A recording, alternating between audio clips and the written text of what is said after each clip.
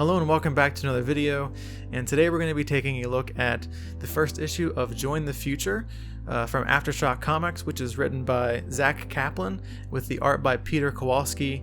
And during this review we'll take a look at some things such as the importance of our values, the power of government, and what it can cost us to be a Christian in today's world. So stay tuned.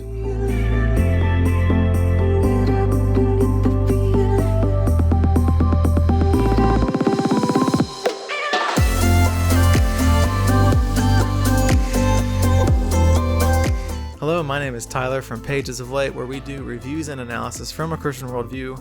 If that sounds like something that you're into, hit the subscribe button and the bell down below so you don't miss any new videos. Hopefully you guys are all doing well in quarantine life, and hopefully this all passes soon. I'm most looking forward to getting a haircut. My hair is super long, but we will all get through it. Alright, let's get into this review. The future. Ultra-modern megacities reward millions of their citizens with a completely funded life, with every need met, from food to housing and healthcare, in order to compete in an economic power struggle in which population is key. But a few rural residents still cling to their independence in what last American small towns are left.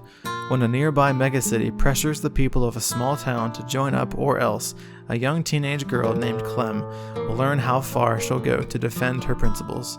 Join the Future is a sci-fi western that examines a future where everyone must ask what your values are truly worth.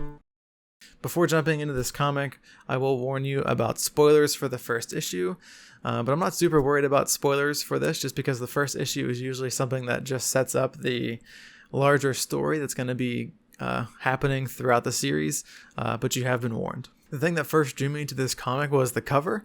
I loved the contrast of the colors and also the contrast between the lone girl on the front, who is Clem, the main character, and the large mega city in the background. And I also loved the sign on the bottom left that has some foreshadowing for the end of this comic, where it scratches out the population of the small town and just puts a population of 1. So the first scene of the comic shows you a commercial or some kind of propaganda from the local megacity, and it's all about how the megacity is the best place to live. There's, free healthcare, they have the best fruits and vegetables, they have universal basic income, so you don't have to work. There's VR experiences, the best sporting events, all of these different things about what makes the megacity, the best thing, and why you should leave your small town and go and live in the megacity instead. The first issue is a lot about how the megacity living is vastly different from small town living, and as a Christian, this made me think of how the world tells us that we should live and how the Bible tells us that we should live. And the dichotomy pictured is quite stark, and you think, why would you ever want to live in a small town compared to the megacity? But we need to remember that the allure of the megacity, this heaven on earth, is mostly lies, and it's too good to be true. In 1 John chapter 2, starting in verse 15, we read, "Do not love the world, nor the things in the world. If anyone loves the world, the love of the Father is not in him. For all that is in the world, the lust of the flesh, and the lust of the eyes, and the boastful pride of life, is not from the Father, but is from the world. The world is passing away, and also its lusts, but the one who does the will of God lives forever." So our priority should be doing the will of God and what is taught in the Bible, instead of trying to pursue after all of the things that the world tells us are great and will give us life and happiness. My favorite part of this comic was the dialogue and the interactions between the different characters, and all of the characters around Clem really felt meaningful and like they were contributing to who she was as a person and what she's all about. And through those interactions, we see that she does have some weaknesses, but we also see glimpses of strength into how she might become a hero in the future. So for example, we see Clem's father, William, teaching her how to shoot, and they're aiming at an animal, and she misses the first shot, which shows that she's not perfect at everything the first time she tries, but we also see determination from her, and that she tries to run after the animal and finish the hunt. So that's one of the big things that I appreciated about Clem. It seems like she's a real character instead of a Mary Sue that just knows how to do everything right off the bat and is immediately amazing at everything. A prime example of this would be Rey from the new Star Wars trilogy. In another scene, we see William talking to his kids about some of the values that he thinks are important. So on their way back from hunting, he's talking to Clem and her younger brother, Owen, and he points off into the distance to the city in the background, and he says, "That out there, that city, that future, that's inviting and addictive. But the moment you settle or bargain away your values, you're not free anymore. They own you. Never compromise, never join." And what he says there reminded me of the passage in Matthew 5 where Jesus says, "If your right eye causes you to sin, it's better that you tear it out than that your whole body be thrown into hell." We can't compromise on our sin. And sometimes as Christians, we have a tendency to not take our sin seriously because of the grace of Jesus Christ and knowing that he has forgiven us our past, present, and future sins. But if we're truly Christians, we should be constantly striving to destroy the sin in our life, while also remembering that the only way we can do that is by relying on the Holy Spirit within us to sanctify us, which is the process of becoming more like Christ. So in the next scene, after the family comes back from hunting, they arrive at the town, and there's a spokesperson for one of the megacities that is close to them, and they're spewing some propaganda, and they brought a large gift for Thanksgiving, a bunch of turkeys, to try and convince all of the townspeople to leave the small town and go join them in the megacity.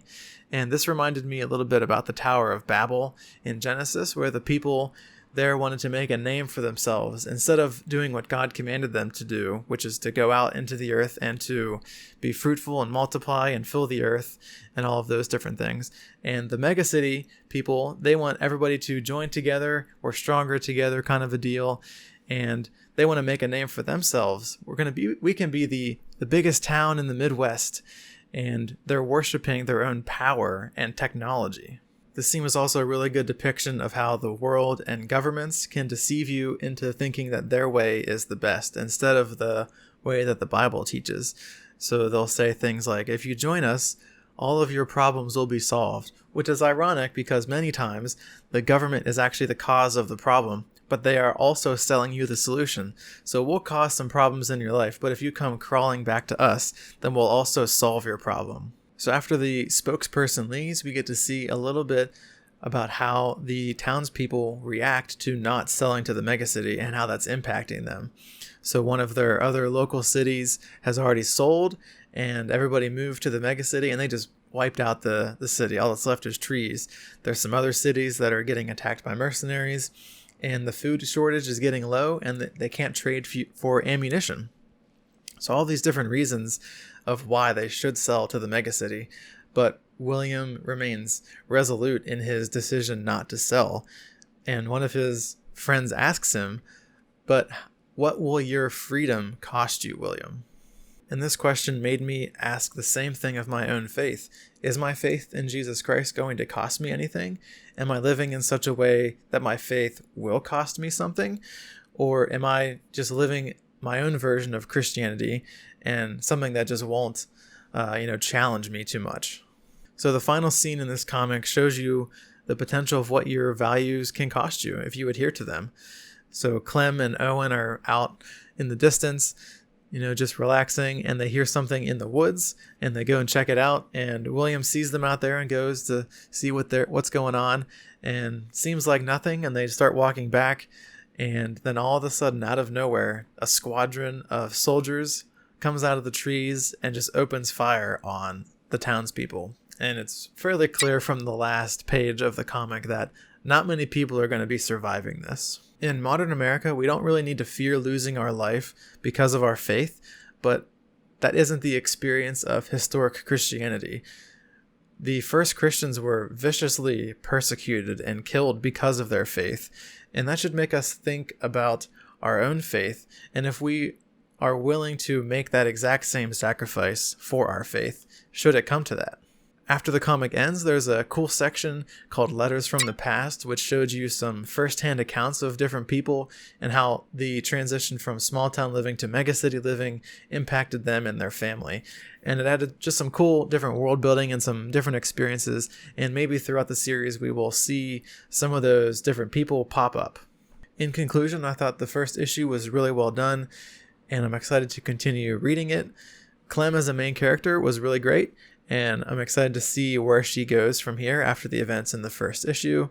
The art and the colors were also top-notch, and the cover for the next issue looks very daunting, so I think it'll be really great. And as a Christian, this comic really made me think about how I'm living my own life. Am I living my own version of Christianity, or am I living a version of Christianity that is biblical and that will actually cost me something? Just something for all of us to think about. That's going to do it for this review. If you like the video, you can hit that button down below, and also the subscribe button so you don't miss any new content. And also leave me a comment. What did you think about this comic if you have read it? And what are some ways that the world lures Christians away from living a biblical life and sharing the gospel with other people? Thanks for watching, and I will see you guys in the next video.